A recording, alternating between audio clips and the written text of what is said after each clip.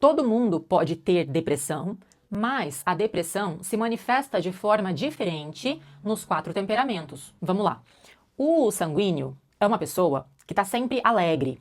Então, quando ele começa a ficar mais triste, mais quieto, é uma coisa muito óbvia, é um comportamento muito discrepante. Então, todo mundo percebe, ele vai logo atrás de resolver. O sanguíneo é movimento, ele tem pressa, ele vai e faz acontecer. Então, qualquer coisa que tire ele desse estado naturalmente fluido e alegre, fica óbvio que é uma doença grave, que tem alguma coisa estranhíssima acontecendo. Então, é a pessoa que logo percebe, logo resolve e segue a vida. Por isso, inclusive, que as terapias, no geral, são feitas para os sanguíneos. Eles são os melhores pacientes, a maioria são os mais fáceis, mas isso também é um problema porque dá a impressão que o sanguíneo é a pessoa normal que todo mundo deveria aspirar a atingir, o que não é o caso. Muitas pessoas nunca serão alegres e vão só se sentir frustradas em tentar forçar uma coisa que não é natural. Vamos entender agora o colérico com depressão. O colérico já tem mais dificuldade em admitir fraquezas. Ele vai colocar um sorriso no rosto e fingir que não tem nada acontecendo, e ele vai ficar com raiva do próprio sofrimento.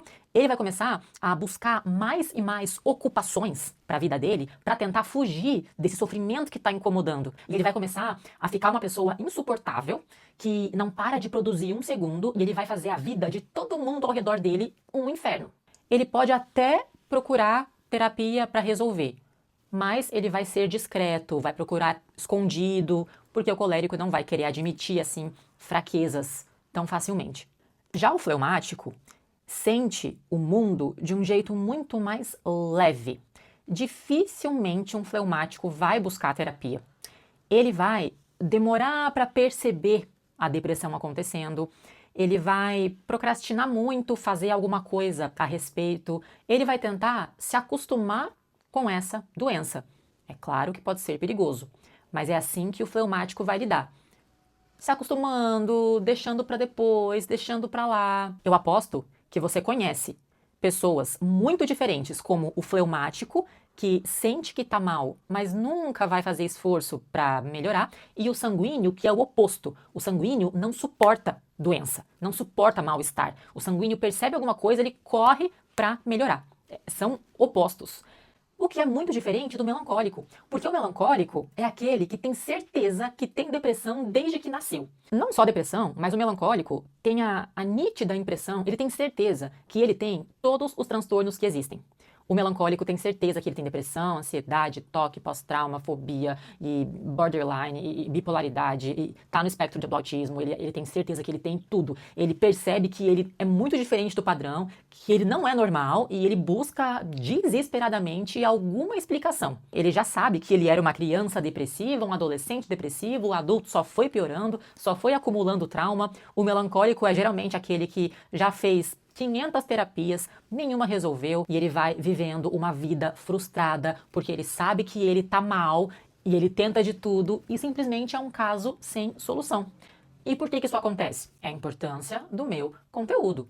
Nem sempre o melancólico tem algum transtorno.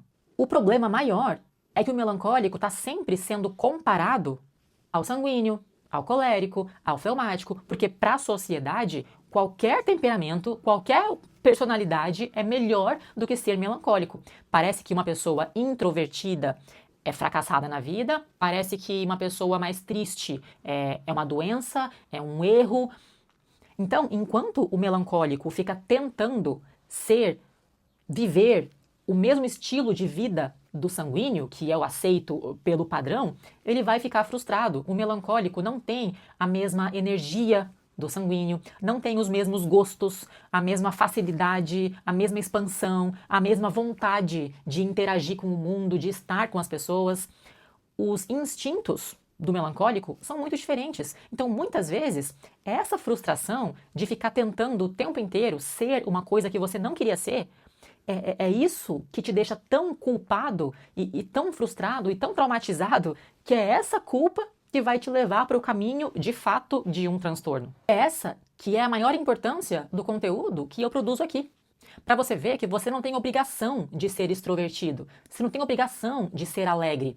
Você precisa ter clareza de que todo mundo é ansioso e nem toda ansiedade é transtorno, todo mundo fica triste, nem sempre é depressão. Quando que você considera isso um transtorno?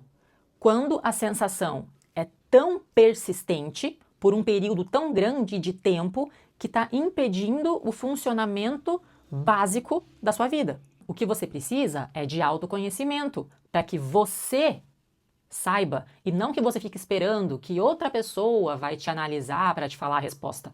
Você tem que ter autonomia sobre a sua vida, a sua saúde, a sua personalidade. É você quem vai dizer: eu tenho um transtorno, ou eu simplesmente gosto de uma vida mais solitária, uma vida mais tranquila, uma vida mais calma. Eu não preciso desses status que vocês buscam, eu não preciso seguir o mesmo padrão que vocês, eu não preciso sorrir o tempo todo, eu não preciso sair de casa todo dia. Muitas vezes eu sou feliz do meu jeitinho, com as minhas regras, com a minha vida, e eu posso tirar o peso das minhas costas de achar que eu sou um ET aqui nesse mundo.